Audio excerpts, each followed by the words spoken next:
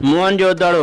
ठटो शहर में कुछ ॾींहं क़तल थियल अला ॾिनो पलीजो ऐं हुनजी घरवारी ज़मीरा मसन जे क़ातिलनि जी गिरफ़्तारी लाइ सोहेल अहमद हुलियो जी अॻुवाणीअ में ॾोकरी शहर में एहतिजाजी मुज़ाहिरो कयो वियो।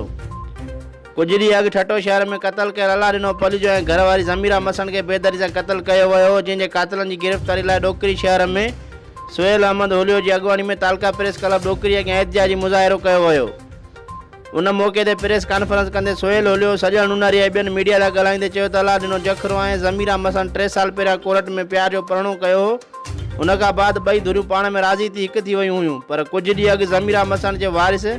दावत जे बहाने सां घुराए ॿिन्ही खे बेदरी सां क़तल कयो आहे।